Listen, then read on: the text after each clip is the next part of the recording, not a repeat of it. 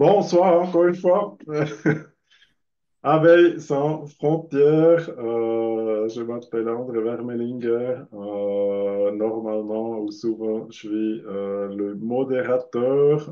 Ce soir, j'ai l'honneur de pouvoir présenter moi-même et sur un thème peut-être un peu sèche. Normalement, j'aimerais mieux parler sur les abeilles, comment c'est fascinant tout ce qui se passe autour des abeilles. Mais j'avais l'impression maintenant, il faut qu'on fasse quelque chose sur le droit suisse à l'apiculture, parce qu'il y a toujours des questions. Et quand j'ai accepté de faire un petit discours sur le droit suisse de l'apiculture, j'étais assez naïf parce que je me suis dit, oui, oui, c'est vite fait, j'ai déjà quelques slides dans mes cours. Et ça m'a pris pas mal de temps. C'est quand même un tout petit peu plus complexe quand on essaie de le structurer. J'ai appris moi-même et j'espère que je peux vous présenter quelque chose qui sera intéressant aussi pour vous. Je sais pas, l'attente que après vous pouvez citer le tout, c'est beaucoup plus une sorte de overview. J'aimerais vous présenter le thème un peu sur un niveau un peu supérieur si on veut. Et les slides, les transparents, vous les trouvez sur notre site web. Vous pouvez les télécharger. André Dunant va bien vous mettre le lien sur les slides. Parce que c'est important, il y a plein de liens sur les différents articles qui peuvent être intéressants. Donc, si vous voulez faire un peu de la recherche, qu'est-ce qui se trouve là derrière, vous avez, grâce à cette présentation, à mon avis, tout le thématique avec pas mal de liens devant vous. Bon, entrons. Ça, c'est l'agenda de cette prochaine heure qu'on va parler. Et j'aimerais commencer par l'explication qu'est-ce que c'est une colonie d'abeilles, comment on doit la regarder. Après, le statut de l'abeille, est-ce que c'est un animal d'élevage, c'est un animal sauvage ou les deux? Après, l'idée ou la question sur la protection de l'espèce, qui est complètement différent que le thème de l'apiculture. Donc, j'aimerais bien séparer ces deux thèmes. Et là, pour l'apiculture, on va entrer sur la loi sur les épizooties et l'ordonnance sur les épizooties. Après, on va parler des produits de traitement et l'autorisation des produits de traitement, le déplacement des abeilles, l'importation des abeilles aussi intéressant. Un tout petit peu quelque chose sur la sécurité alimentaire et les labels biologiques aussi, sur les protections des animaux et règlements sur l'élevage. C'est assez intéressant parce que nos abeilles ne sont pas vraiment protégées. Et j'aimerais aussi vous parler des fake news qu'on entend de la part de nos autorités officielles, de la pression psychologique de la part des apiculteurs aussi, de notre fédération Api Suisse aussi.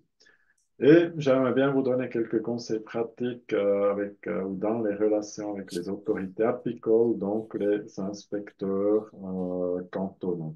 Et après, on finit par un petit résumé, quelques questions, et voilà, on commence directement sans perdre du temps.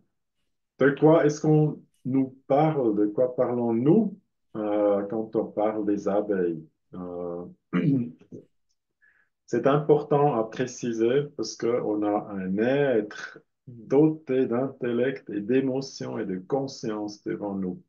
Donc, c'est pas seulement un insecte, c'est bien plus. Et nos ancêtres, ils avaient un énorme respect pour les abeilles. Ils appelaient une colonie d'abeilles sacrée, divin, comparaison avec le soleil, donc une sorte d'aliment solaire. Et les plutôt scientifiques, au 19e siècle, ils cherchaient plutôt des terminologies comme par exemple vertébré. Un vertébré assez intéressant parce qu'ils ont vu qu'il s'agit de toute une colonie. Il ne faut pas forcément regarder que l'insecte, il faut plutôt regarder toute la colonie. Et les vertébrés, ce sont les alvéoles, ici en jaune. Donc, c'est intéressant l'idée d'appeler ça vertébrés. Mais aujourd'hui, on a le fameux professeur Jürgen Tautz, professeur alémanique en retraite maintenant, qui dit vertébré, c'est pas assez. Si vous voulez le comparer avec un autre animal, c'est beaucoup plus un mammifère. Et là, il l'explique avec certains facteurs pour définir un mammifère. Tous les facteurs pour définir un mammifère, vous pouvez aussi les utiliser pour définir une colonie d'abeilles. Donc, c'est intéressant aussi la comparaison. J'aimerais bien préciser deux points ici, parce que nos abeilles, ils ont des capacités cognitives, elles peuvent identifier, elles peuvent reconnaître et elles ont la capacité d'abstraction intellectuelle. Donc, très intéressant. Et on avait un discours de Lars Chitka. J'ai laissé ça en allemand, je n'ai pas traduit parce que le discours, il est aussi en allemand. Je suis vraiment désolé. Mais assez intéressant. Peut-être vous trouvez des ouvrages aussi, des études, certainement en anglais, vous trouvez des choses. Parce que, il a dit, ces abeilles, ils ont des émotions, ils ont des sentiments, ils ont une conscience, donc tout ce qu'il faut pour un être qui mérite d'être protégé, qui mérite d'être traité comme être. Bon, comme on sait depuis pas si longtemps, ou comme on sait depuis longtemps, mais c'est défini, ça a été défini que 2020, l'abbé mellifère est à la fois animal sauvage et en même temps animal d'élevage. Ça, c'est très important et ça a duré de plusieurs années. Pour le clarifier, ça aussi, un document, un Expertenbericht, il existe, d'après ce que je sache, uniquement en allemand. Mais avec les outils d'aujourd'hui, vous arrivez certainement à faire une traduction par DeepL ou quelque chose. Et fin 2020, ça a été clarifié que l'abbé mellifère, Apis mellifera, est aussi un animal sauvage indigène en Suisse et pas seulement un animal de rente. Donc, quelque chose de très important. Et le rapport d'expert, malheureusement, il n'a jamais été publié ouvertement, mais il n'est pas sécurisé. Donc, si vous le voulez, n'hésitez pas de nous contacter, on peut vous le donner parce qu'on a le droit de le distribuer. Alors, la protection de l'animal sauvage, donc l'Apis mellifera, nous semble essentielle parce qu'uniquement quand on protège l'abeille dans la nature, elle peut s'adapter à sa nature actuelle et uniquement comme ça, elle peut s'adapter à des changements de nature dans le futur. Donc, absolument primordial pour nous de protéger et promouvoir l'animal sauvage, notre abeille dans la nature, parce qu'on pense qu'il n'y a pas d'autre solution pour la garder à long terme, vraiment comme animal. Ce qui est aussi intéressant, c'est le statut de protection, parce que nos abeilles, le Western Honeybee, n'a jamais été clarifié si on voulait la protéger ou pas. Et si vous allez regarder dans l'IUCN, donc l'autorité officielle européenne pour la protection des animaux, vous allez trouver dans le red list, comme on appelle, la liste rouge, la terminologie data deficient. Donc, ça veut dire en anglais, on n'a pas assez de données pour savoir s'il faut protéger les abeilles. Si on aime ou si on n'aime pas, ça c'est pas la question ici. D'après la liste rouge de l'IUCN, les abeilles pour l'instant ne sont pas protégées. Maintenant, c'est important de faire une distinction claire de tout ce qui s'agit animal sauvage et animal de rente. C'est deux thèmes complètement différents, différents au niveau professionnel, mais différents aussi au niveau de la loi.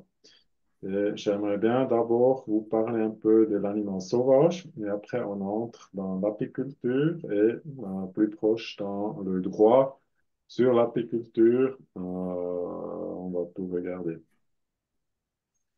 Bon, ces deux domaines, nous on est persuadés qu'il faut protéger et encourager l'abeille mellifère en tant qu'animal sauvage. Désolé pour la faute, pas vu avant. Et pour l'animal de rente, on doit absolument faire une exploitation durable et beaucoup plus proche selon les besoins des espèces que ce qu'on fait aujourd'hui. Donc, deux thèmes différents avec des autres approches à respecter. Pour la protection de l'espèce, là, il n'y a pas de disposition légale, en tout cas pas à ma connaissance. Et j'aimerais bien aussi clarifier et préciser ici.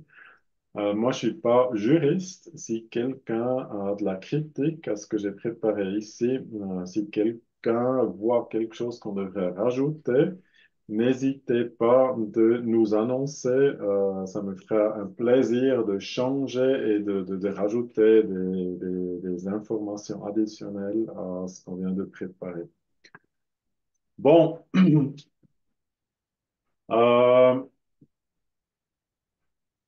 pour protéger, un pilier central pour la protection de nos abeilles, un pilier central, ce sont les cavités d'arc.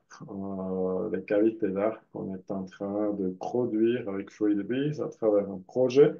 On a déjà produit et placé 135 cavités dans la nature avec le but vraiment de la protection des abeilles. Et naturellement, pas seulement les abeilles, mais toutes les espèces et les groupements d'espèces qui vivent avec les abeilles ou qui vivent avant ou après la vie des abeilles dans une cavité d'arbre. Euh, le lien avec la loi et l'ordonnance sur les épizooties, ce qu'on va en parler tout à l'heure, ça rendrait impossible la protection de l'espèce. Donc, comme je vous ai déjà dit, il n'y a pas de disposition légale pour la protection dans la nature de cet animal sauvage et ce serait impossible de la protéger s'il y en avait une disposition légale. Ce qu'il faut savoir maintenant pour la protection, je crois Free the Bees nous on parle beaucoup de tout ça. On veut de toute façon assurer que l'habitat est au plus proche possible de l'habitat de la nature. Donc, on essaie de copier au plus proche possible la cavité de l'arbre naturel, la cavité naturelle dans un arbre vivant. Et c'est clair aussi, on n'a pas le droit de placer en rucher des essaims, on n'a pas le droit de sortir quelque chose de la ruche, on n'a pas le droit d'introduire quelque chose dans cette cavité. Si on parle de la protection de cette espèce dans la nature, on laisse jouer la nature en 100%. Et sinon, c'est clair qu'on entre directement dans une sorte d'apiculture, dans une sorte d'apiculture qui serait réglementée au niveau légal de nouveau. Et maintenant, ça c'était la partie plus ou moins facile qui n'est pas trop compromis ou suivi par 36 000 articles légaux. Maintenant, on entre un peu plus dans cette partie légale. Et l'apiculture, nos abeilles sont liées, soumises à la loi sur les épizooties et l'ordonnance sur les épizooties. Et c'est exactement la même chose qu'on connaît pour les volailles et les poissons. Donc, volailles, abeilles et poissons sont spécialement sous-liés à cette loi sur les épizooties et l'ordonnance sur les épizooties. Bon, regardons un peu plus proche dans cette base légale. D'ailleurs, juste pour que je le précise, je ne suis pas juriste et encore moins juriste dans la langue française. J'espère que vous me pardonnez. Ça m'a pris pas mal de temps de copier 36 000 articles dans deux langues et apprendre aussi un peu certains mots que je connaissais pas forcément. Bon, résumé des obligations apicoles. Là, j'ai trouvé un joli résumé dans le canton d'Argovie. J'ai trouvé que c'était assez bien et j'ai juste fait traduire par Beeple avec l'aide aussi de Patricia Mayer de la France, laquelle je remercie. Alors, je crois que ça donne un bon résumé. Quels sont nos devoirs comme apiculteurs, comme apicultrices? Et premier, c'est qu'on doit tenir un registre sur les stocks. Donc, toutes sortes d'arrivées et départs de colonies d'abeilles, les emplacements des colonies et les dates de déplacement doivent être inscrits dans ce registre de stock. Les autorités d'exécution, donc chez nous, les inspecteurs apicoles, ils peuvent vous demander les stocks, les inscriptions, et sur demande, vous devez donner accès au registre des stocks à n'importe quel moment. Et vous devez le conserver pendant 3 ans. Donc, tous les registres de stock, vous devez conserver pendant 3 ans. Après, vous avez l'obligation de déclaration et de notification. Et vous avez les détenteurs d'animaux, les apiculteurs dans notre cas, doivent veiller à ce que les animaux, les abeilles, ne soient pas exposés à un risque de maladie contagieuse. Les apiculteurs sont tenus de signaler immédiatement aux inspecteurs apicoles toute éruption de maladie contagieuse et tout symptôme suspect de maladie. Donc ça, c'est ce qui est marqué au niveau de la loi. Mais j'aimerais déjà le dire ici, il n'y a personne qui vous oblige de traiter, il n'y a personne qui peut vous forcer de fermer vos cavités d'arbres, de fermer vos ruches qui sont inoccupées. Ça, c'est pas du tout mentionné au niveau légal. Après, obligation générale des apiculteurs, les détenteurs d'animaux, les apiculteurs doivent entretenir et soigner les animaux, les abeilles, de manière appropriée et prendre les mesures nécessaires pour les maintenir en bonne santé. Donc, vous voyez un peu, c'est assez ouvert à l'interprétation. Qu'est-ce que ça veut dire? En tout cas, il n'y a pas la contrainte de traitement là-dedans. Après, ils doivent assister les autorités sanitaires animales, donc chez nous l'inspecteur apicole, et fournir le matériel nécessaire. Donc, aider à l'inspecteur quand il va faire des contrôles chez vous et fournir le matériel nécessaire. Les apiculteurs doivent entretenir correctement tant les emplacements des ruches occupées que ceux non occupés et prendre toutes les mesures nécessaires pour prévenir tout risque d'épidémie émanant de ces emplacements. Maintenant, il y a quelques nouveautés à partir de 2010. Et il s'agit surtout d'un enregistrement central. Donc,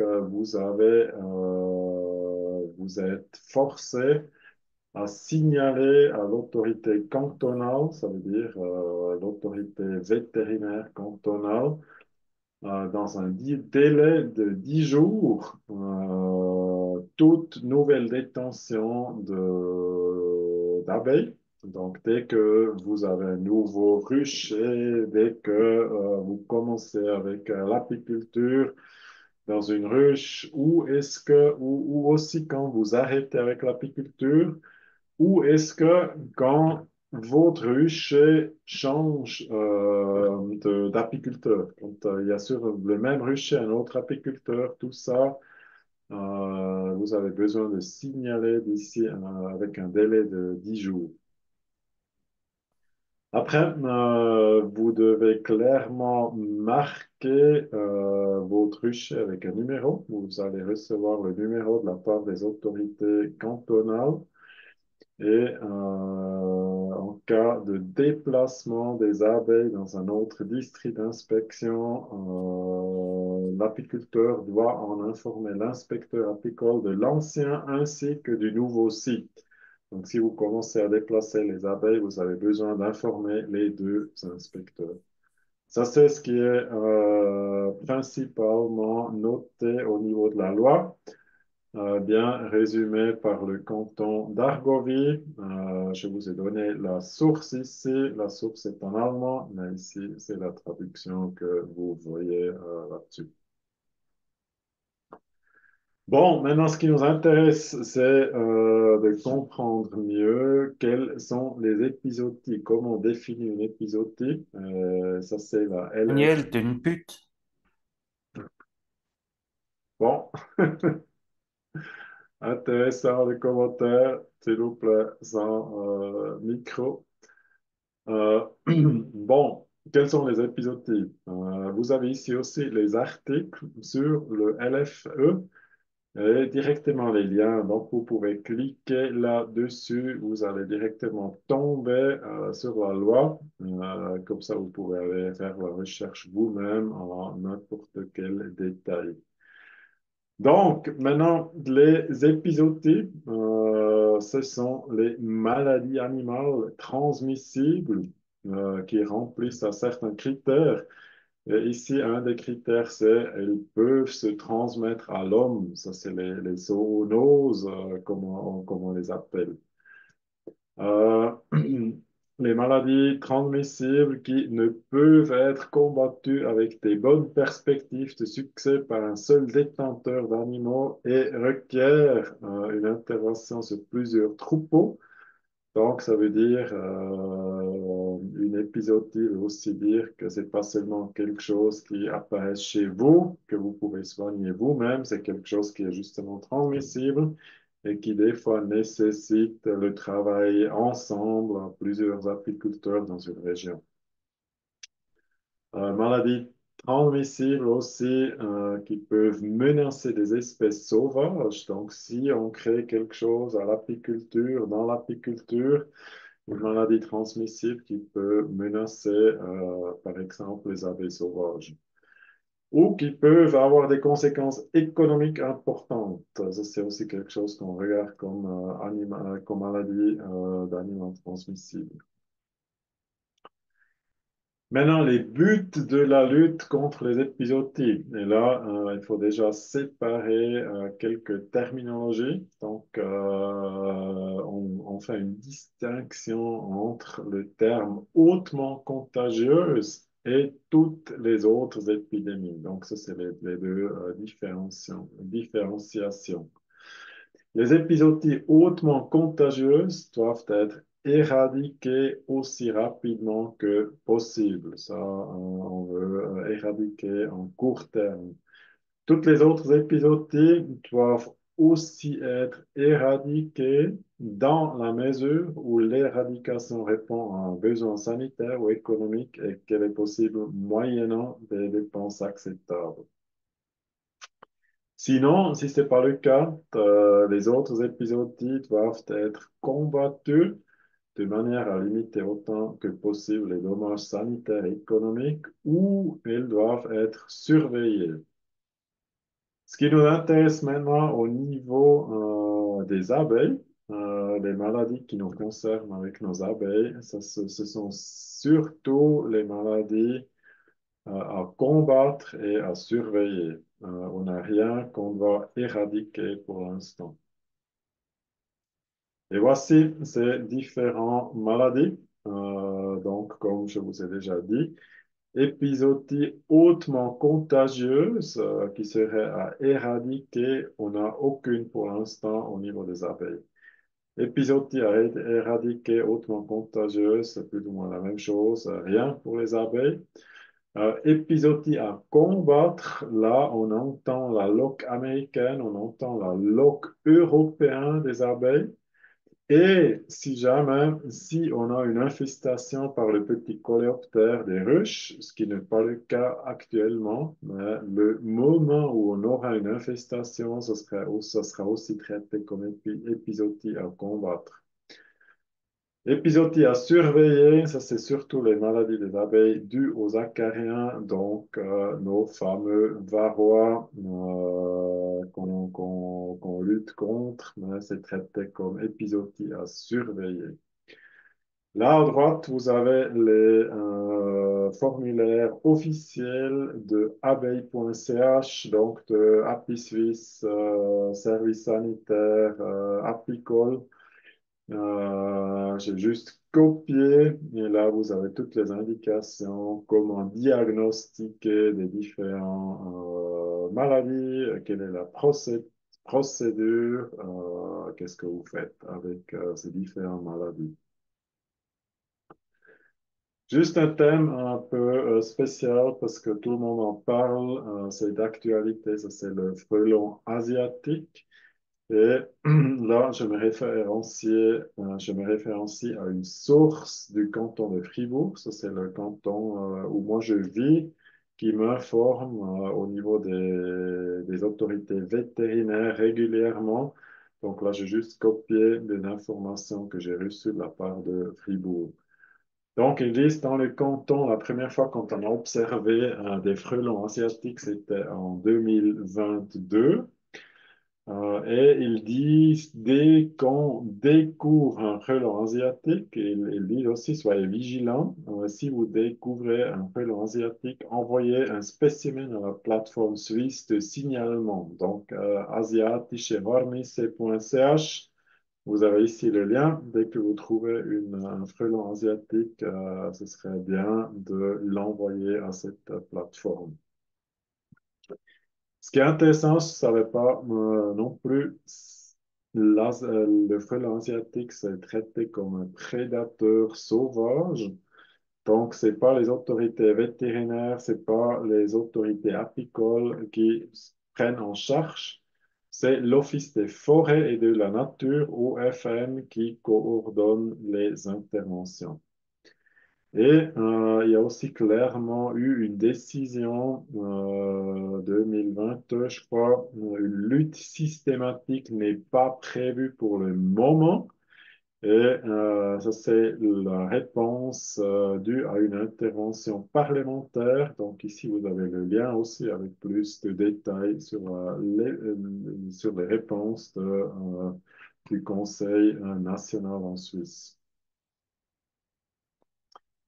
Ce qui est assez dur pour nous, les apiculteurs, ça, c'est la procédure à suivre en cas d'épisodie. Donc, si on a un cas de loque sur notre rucher, ça peut être très émotionnel, ça peut être très difficile parce que, au pire, ça peut être une destruction de tout le rucher ou plutôt de toutes les colonies qui vivent sur notre rucher.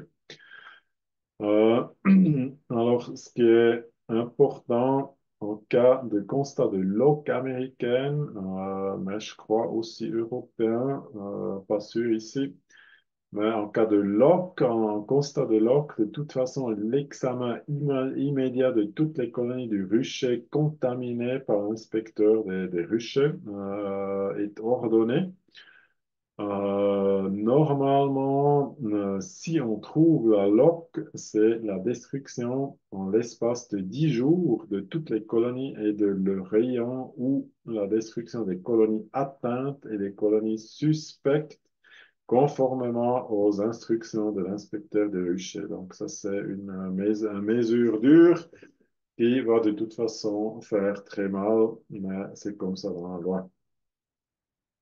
Après, c'est l'interdiction d'utiliser le miel provenant du rucher contaminé pour nourrir les abeilles et de vendre à cette fin. Parce que théoriquement, avec le miel, vous pouvez donner plus loin la maladie. Le miel peut contenir des spores et transmettre la maladie. L'utilisation des vieux rayons de la cire et du miel selon les instructions de l'inspecteur des ruchers. Donc, ça, c'est pas réglé directement dans l'ordonnance. Ça, c'est l'inspecteur qui va vous dire exactement ce qu'il faut faire. Et normalement, il y a une zone d'interdiction qui s'étend en général sur un rayon de 2 kilomètres autour du rucher contaminé. Donc, c'est une zone autour de 2 km, dans un rayon de 2 kilomètres autour du rucher contaminé qui va être automatiquement contrôlé. Donc, tous les apiculteurs dans le voisinage vont automatiquement être contrôlés. Et c'est clair aussi, dans cette zone d'interdiction, il y a certaines règles. Donc, regardez bien aussi si vous vous trouvez dans une zone pareille. Et normalement, vous êtes informé automatiquement. Il est interdit d'offrir, de déplacer et d'introduire dans la zone d'interdiction des abeilles ou des rayons. Donc là, vous avez certaines régulations à respecter. Et comme je vous ai déjà dit, contrôle de toutes les colonies de la zone d'interdiction et encore une fois, une contrôle sur les colonies après 30 jours, après l'intervention. Ça, c'est pour sécuriser qu'après l'intervention, il n'y a pas la maladie qui est toujours présente, qui peuvent de nouveau aller plus loin. Maintenant, un thème aussi d'intérêt, ça c'est les produits de traitement et aussi la procédure, quels traitements sont acceptés en Suisse. Et là, vous avez déjà l'ordonnance sur les médicaments vétérinaires et autorité d'autorisation. Donc, selon l'ordonnance sur les médicaments vétérinaires, les apiculteurs, comme tous les détenteurs d'animaux de rente, sont soumis à l'obligation de tenir un registre comptable et de consigner les médicaments vétérinaires utilisés. Juste pour préciser, il n'y a personne qui vous met une contrainte d'utiliser les médicaments. Personne ne peut vous forcer de traiter vos abeilles. Mais si vous utilisez des médicaments pour traiter vos abeilles, vous êtes tenu à ce registre comptable et vous avez besoin de remplir ce registre. Euh, Vous pouvez noter tout ça soit dans le journal de traitement ou aussi au verso de la fiche de contrôle des stocks des colonies d'abeilles. Ça, c'est d'ailleurs une information que j'ai de nouveau pris de la source des autorités vétérinaires du canton de Fribourg. Ce n'est pas moi qui ai inventé, c'est les autorités à Fribourg qui m'informent ainsi. Maintenant, un thème à préciser, assez intéressant, ça c'est Swissmedic. Swissmedic est l'autorité compétente pour l'autorisation des médicaments vétérinaires autant que des médicaments humains.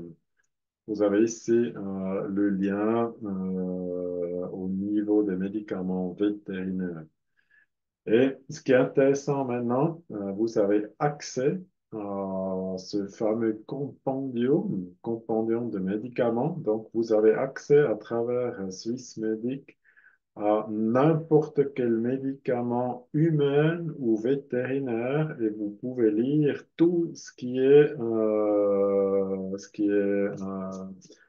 on dit comment en allemand? Désolé, en allemand, c'est Packungsbeilage dans cette fameuse petite feuille qui est dans les médicaments. La notice d'emballage. Merci, parfait. Donc ici, vous avez une jolie base de données, le compendium, et je me suis fait le plaisir, après plusieurs années où j'ai plus été visité, j'ai regardé le compendium au niveau de l'acide formique et l'acide oxalique. Et maintenant, ce qui est intéressant, il parle dans ce compendium sur les acides organiques, il parle des effets indésirables. Et à mon avis, ces effets indésirables que j'ai pu lire là-dessus, c'est très, très, très loin de toutes les faits scientifiques parce que ces effets indésirables sont nombreux et sont importants. Et ce qui est écrit dans le compendium, c'est aucun effet secondaire connu si les recommandations d'utilisation sont respectées. À mon avis, c'est une honte de noter ça. Et c'est autant plus honteux parce que en 2013, Friedrichs et moi, on a déjà fait pression au niveau politique sur Swissmedic de justement changer et clarifier, mettre un peu plus de transparence au niveau des effets indésirables. Et je vous ai copié l'interpellation de Dominique Debuman en 2013 qu'il a fourni 2013. C'est un autre texte que Dominique Debuman, le conseiller national à l'époque, a mis. Ça donnait la pression et ils ont dû changer ces effets indésirables, rajouter une phrase pour dire ça peut être nuisible pour les rennes.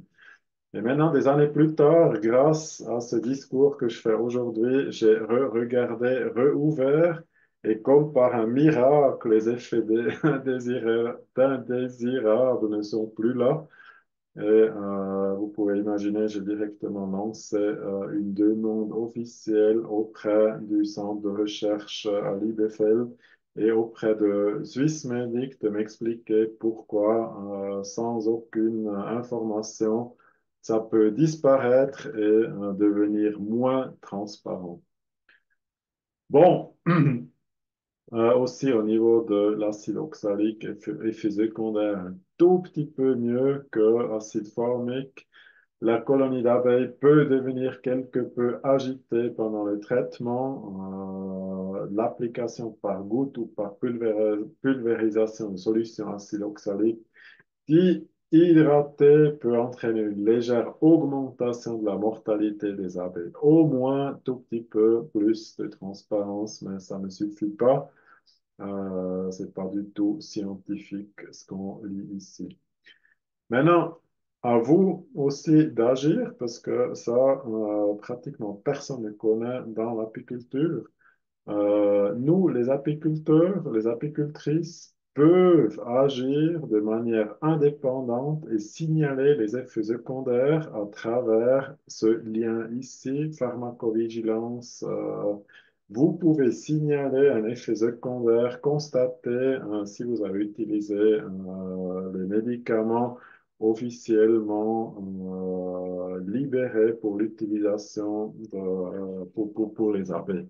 Donc, utiliser cet instrument, il faut absolument qu'on nomme ces effets secondaires indésirables. Et c'est à vous d'agir et d'utiliser aussi vos droits, comme ici, de signaler les effets secondaires. Les substances à usage apicole, là j'ai copié des choses de Apiservice, service sanitaire apicole, officiellement dans un document d'Agroscope, centre de recherche fédéral. Et vous avez des différentes substances que vous pouvez utiliser pour traiter les abeilles. Entre autres, ce qu'on utilise dans la plupart des cas, c'est l'acide formique, acide oxalique. Certains utilisent le thymol et il y a aussi flumétrine, donc un pesticide synthétique sous le nom de Beivarol, qui est permis à utiliser pour les abeilles. Heureusement qu'ils disent quand même que c'est déconseillé, pas recommandé d'utiliser. Heureusement. Mais il y a quelques années, je me suis permis une fois de rester 1 heure dans un magasin apicole. J'ai regardé un peu qui c'est qui achète quoi.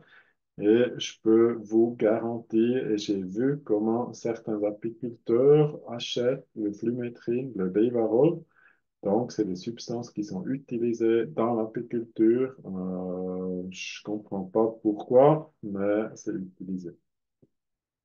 Après, il y a toutes sortes de produits désinfectants, lavage. Là, je ne veux pas vous en parler plus. Et de toute façon, là aussi, je vous ai mis le lien.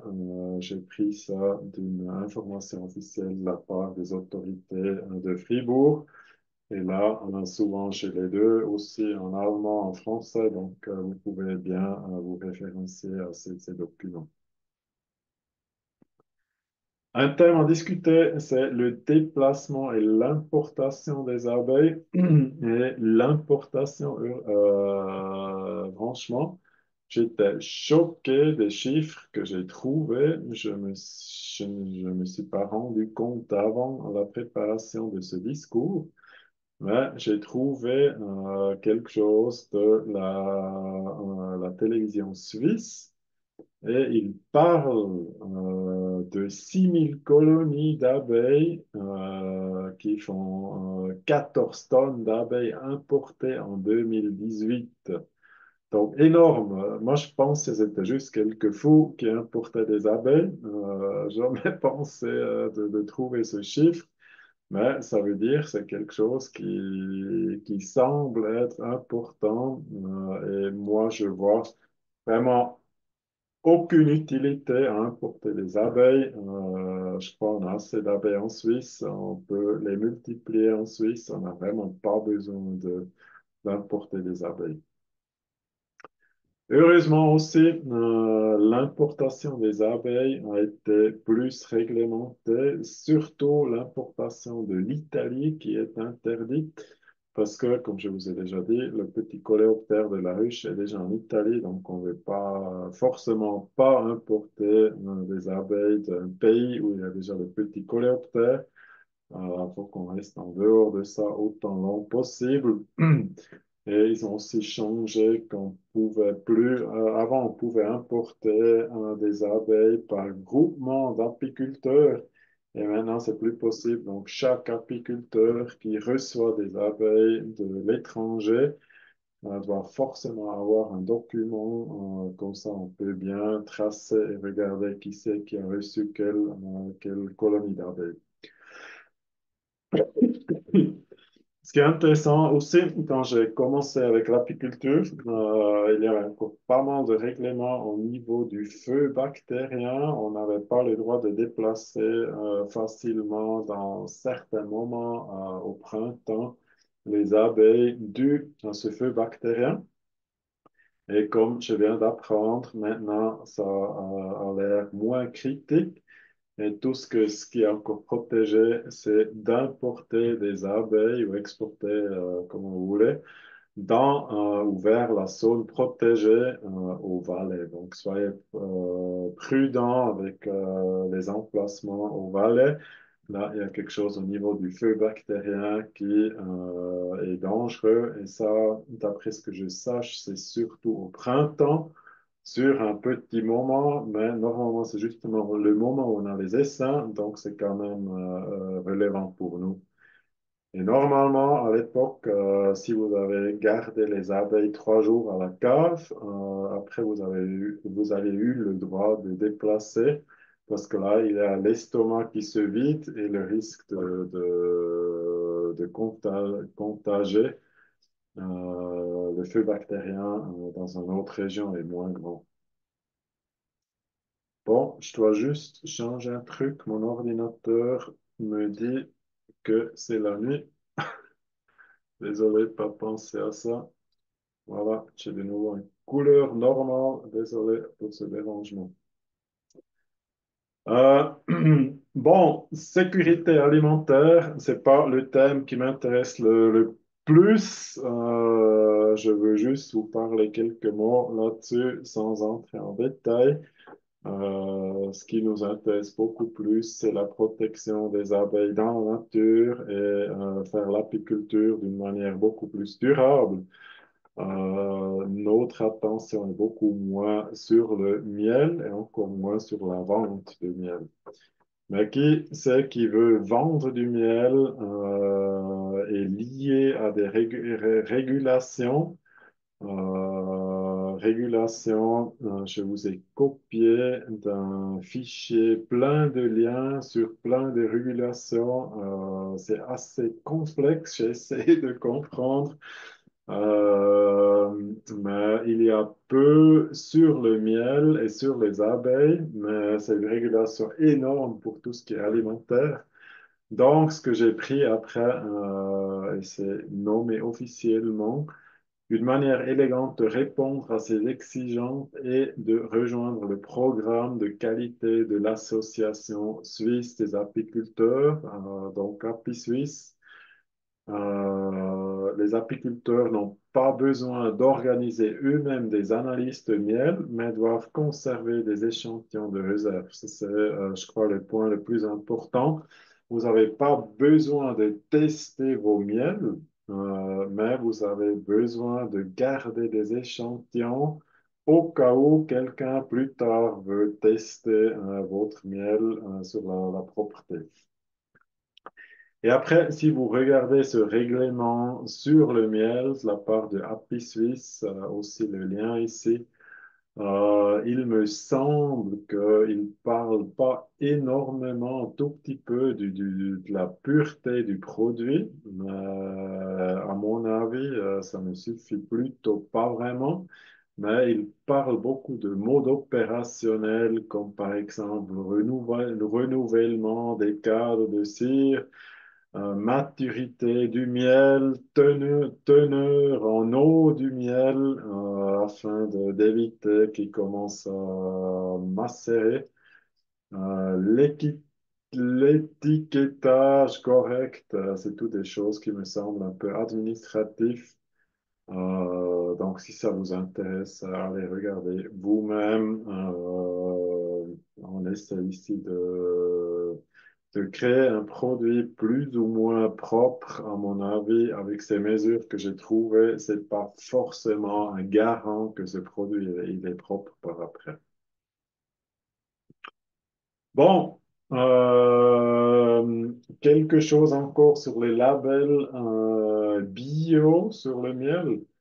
Là, il y a surtout l'organisation FIBEL qui fait une agriculture plutôt biologique, qui a fait un bon travail. Et j'ai copié les phrases les plus importantes. Vous pouvez aussi vous référencier à ce PDF qui montre bien tout ce qui est bio sur le miel. Et vous avez BioSuisse, vous avez Demeter, j'aimerais pas trop entrer là-dedans. Juste vous dire que le label bio ou les labels bio, ils essayent de garantir une sorte de propreté du produit, une sorte de pureté du produit. Et aucun de ces labels regarde vraiment pour l'animal, pour que l'animal soit utilisé d'une manière durable selon les besoins d'espèce. Et c'est pour cela on a besoin d'un label écologique. Et Free the Beast travaille depuis quelques années sur ce label écologique qu'on appelle Happy Vita, mais c'est un projet qui prend assez du temps, qui n'est pas si facile que ça. Euh, Ça va venir un jour où on se réjouit aussi de pouvoir proposer au consommateur un produit qui est bien fabriqué, pas seulement pur pour la consommation, mais aussi respectueux pour l'abeille.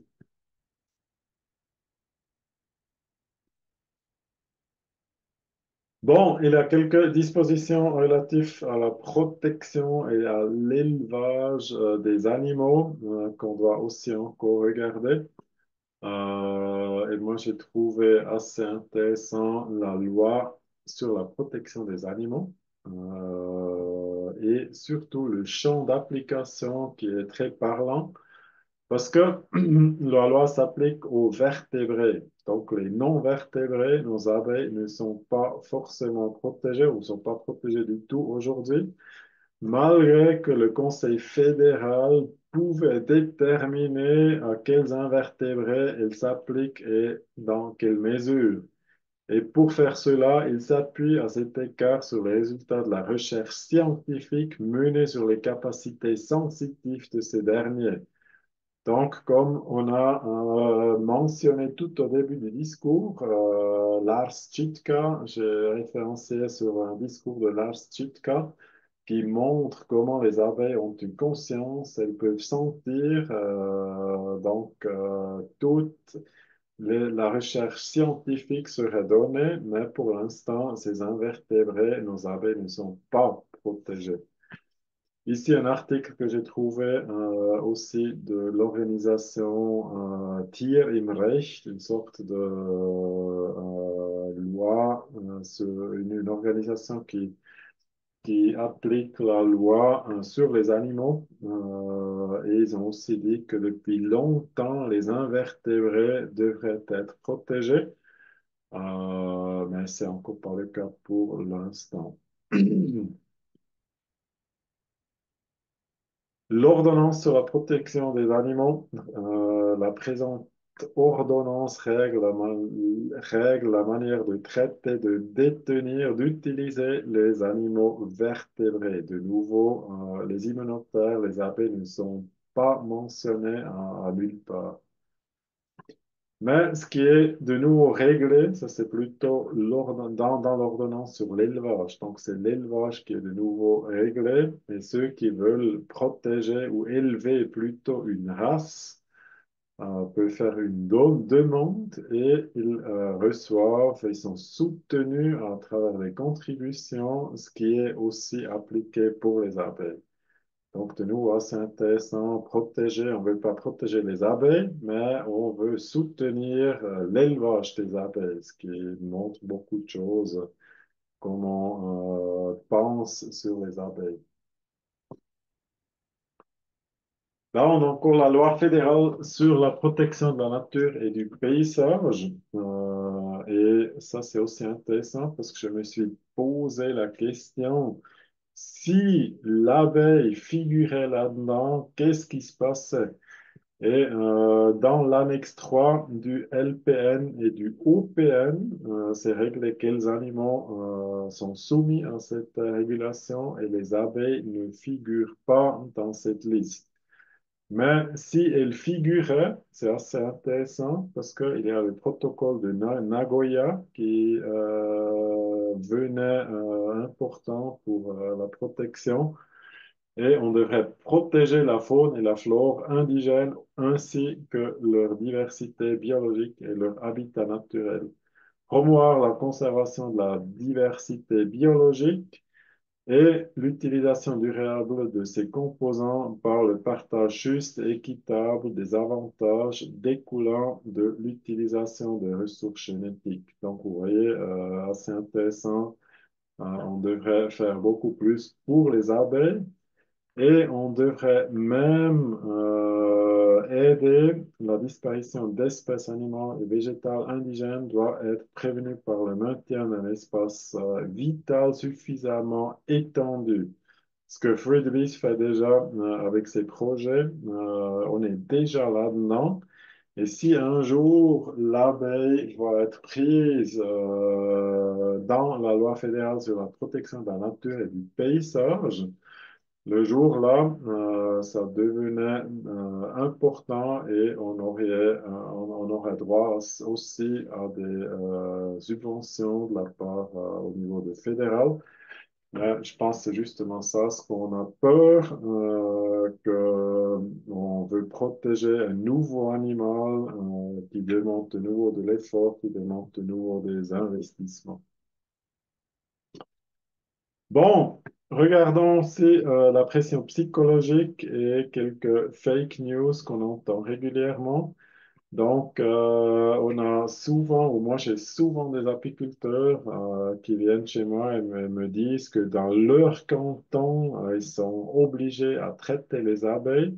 Je peux vous dire que c'est faux. Il n'y a pas de contrainte de traitement. Personne ne peut vous forcer. C'est pas juste. Même si théoriquement, un canton pourrait adopter des dispositions plus rudes, plus dures que les dispositions au niveau fédéral, mais ce n'est pas le cas aujourd'hui. Et les cantons primitifs, si on veut, les cantons Uri, attendez, c'est quoi? Uri, Schwyz, Unterwalden, Obwalden, ils ont essayé, il y a quelques années, 2020, ils ont essayé de dire que dans leur canton, il y a une contrainte de traitement. Et ça m'a permis de regarder avec eux. On avait plusieurs échanges et on a pu écrire deux articles dans notre bulletin, entièrement traduits en français. Et on a pu prouver que c'est du fake news, c'est pas juste. Toute l'obligation est uniquement d'utiliser des produits qu'ils donnent gratuitement. Donc, si vous recevez des produits de votre service vétérinaire gratuitement subventionnés, dans ces cantons, vous avez l'obligation de les utiliser, mais c'est loin d'une contrainte de traitement, ce qui est clair. Il y a même deux articles dans de journaux officiels. Alors, si ça vous intéresse, c'est en allemand, les deux articles, mais quand même intéressant aussi de lire, comme on distribue du fake news aujourd'hui. Là, encore quelques mots sur l'inspection des colonies d'abeilles qui sont surtout gardées sur la bâtisse naturelle et la bâtisse stable. Parce que normalement, l'inspecteur, il voudrait bien ouvrir la ruche et tirer des cadres mobiles, ce qui est très très difficile, ce qui va à l'encontre des besoins de l'espèce. Donc, dès que vous gardez les abeilles sur la bâtisse stable, l'inspecteur n'est pas forcément toujours content, mais il y a quelques années, j'ai invité mon ancien inspecteur apicole. On a ouvert une ruche ensemble, on a écrit un petit concept. Dans ce concept, il y a toutes les images nécessaires pour vous montrer comment on a fait. Et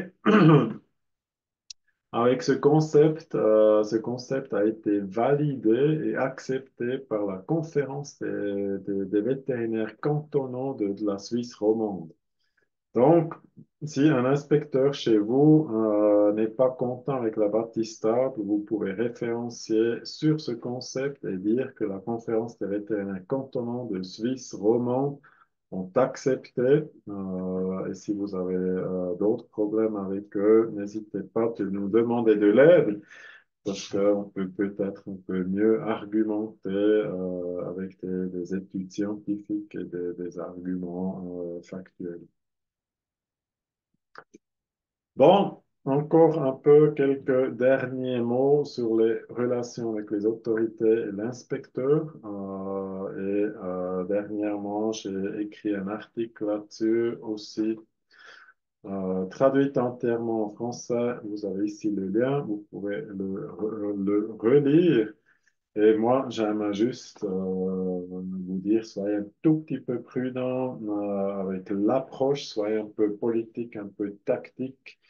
Il y a certains inspecteurs, heureusement, c'est pas le plus grand nombre ou plus le plus grand nombre.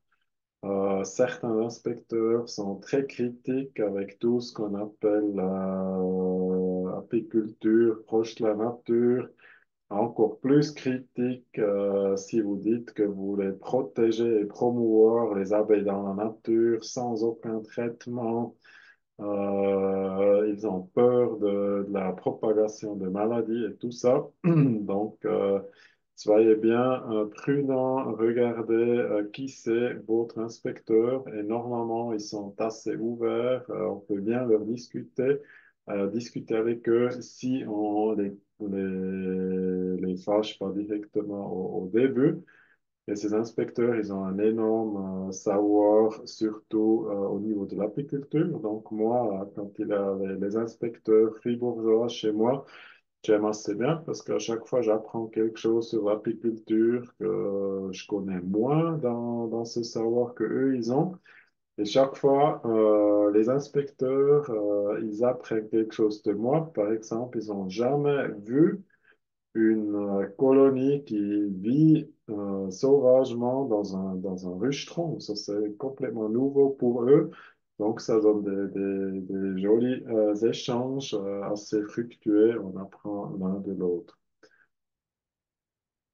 Voici trois systèmes qui sont chez moi. Quand l'apiculteur ou l'inspecteur vient chez moi, normalement, mais ça c'est juste comment j'essaye de garder un bon entretien avec les inspecteurs. Normalement, je place partout aussi un système conventionnel, donc ici un DADAN. Et tout début, j'ouvre le dadan devant l'inspecteur. On a le temps de parler un peu, de faire la connaissance. Lui, il voit que je maîtrise le thème. Je peux lui montrer le cadre mobile comme il connaît chez tout le monde. Et après, normalement, il est très ouvert.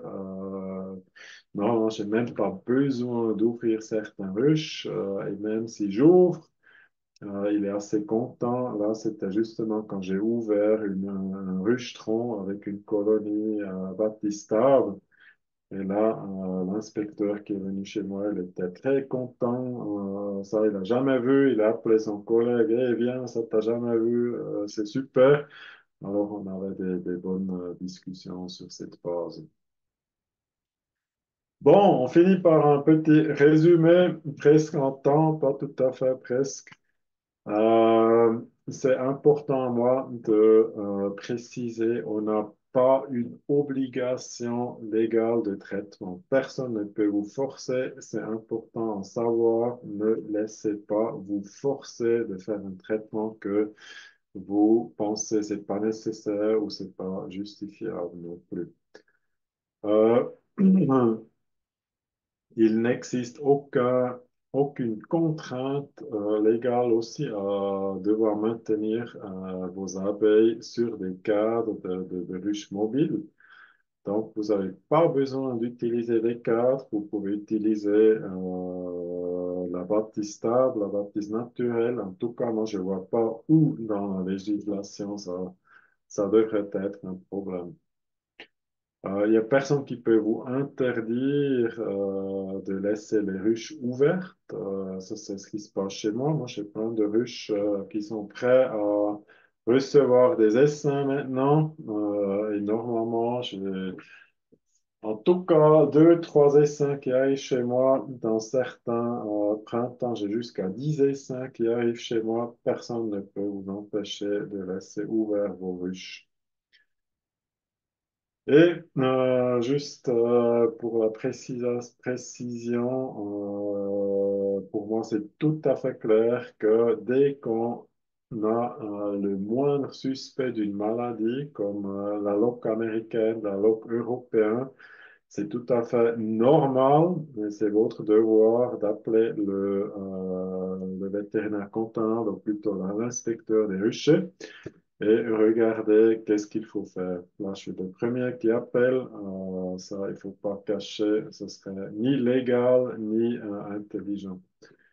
Et quand on parle plutôt de la protection de la nature, donc chez nous, la protection de l'Apis mellifera dans la nature, on essaie vraiment de procurer l'habitat le plus proche possible de la nature, la qualité de l'arbre, et on met rien dans cette ruche, dans cette cavité, on n'enlève rien de cette cavité. On respecte exactement et complètement la nature. C'est même les essaims. On n'en place pas un essaim. On attend jusqu'à ce que l'essaim vienne tout seul là-dedans. Free the Bees a déjà fait le premier pas parce que pour l'instant, on surveille 275 colonies qui vivent sauvagement dans la nature suisse. On est en train de faire une étude scientifique là-dessus. Et comme je vous ai dit, on a déjà créé 135 cavités d'art. Donc, on est plein dans la protection de la nature, protection de l'abeille mellifère dans la nature. Et finalement, c'est nous les souverains suprêmes en Suisse. Donc, c'est à nous de protéger la nature, c'est à nous de travailler d'une meilleure manière avec les abeilles dans notre apiculture. Donc, il n'y a personne qui peut nous arrêter. On n'a pas besoin d'attendre à quelqu'un, il faut juste qu'on fasse ce qu'on sait depuis longtemps qu'on doit le faire. Et là, la même chose, bien entendu aussi, une colonie d'abeilles qui est malade, même si elle est dans une cavité d'arbre, dans une forêt, dans la nature, une colonie qu'on sait qu'elle est malade, on fait le nécessaire avec l'inspectorat, avec l'inspecteur de ruche, et on regarde comment est-ce qu'on peut faire, comment est-ce qu'on peut détruire, nettoyer tout comme il faut, parce que c'est pas intelligent de laisser jouer la nature dans un endroit où on a de toute façon une densité d'abeilles mellifères qui est assez haute, qui pouvait créer des problèmes qui vont aller plus loin. Bon, je vous remercie pour cette heure. Certainement pas facile pour moi de parler de la loi sans être juriste, et ça, encore pire en français, dans une langue qui n'est pas forcément la mienne. Je crois pas facile pour vous d'écouter, mais je vous remercie pour l'attention. Et comme je vous ai dit avant, cette présentation, vous pouvez télécharger entre du nom. Entre-temps, il a posté le lien sur le chat. Donc, vous pouvez aller en n'importe quel détail, regarder les liens. Et je me réjouis aussi à des critiques, je me réjouis aussi à des améliorations, à quelque chose qu'on va ajuster ou rajouter. Donc, n'hésitez pas de me dire si vous voyez des choses qu'on devrait encore corriger là-dedans. Merci beaucoup et encore le temps à quelques questions et après une bonne soirée. Merci André pour cette conférence. Effectivement, pas facile à donner. Merci en tout cas d'avoir préparé pour nous et présenté. Elle se trouvera aussi bien sûr sur notre chaîne YouTube bientôt. La conférence en allemand de ce soir, elle y est déjà. Est-ce qu'il y a des questions? Dans le chat, il n'y en avait pas. Est-ce qu'il y a des questions? N'hésitez pas à les poser. Vous pourrez de toute façon envoyer un courriel à b@freethebees.ch si les questions vous viennent par la suite. Ça, c'est pas un problème pour nous. On vous répondra dans les plus brefs délais. Alors, André, félicitations. Tout est clair. Très, très clair. Pas de problème. Pas clair du tout. Pas clair. Quel est votre nom sur YouTube? Ça, c'est Free to be Switzerland. On a Voilà, le choisi lien. Switzerland parce que sous Free to be, je crois, il a un groupe musical ou quelque chose. Free to be Switzerland. Je vous l'ordonne tout de suite. Il est là. Voilà.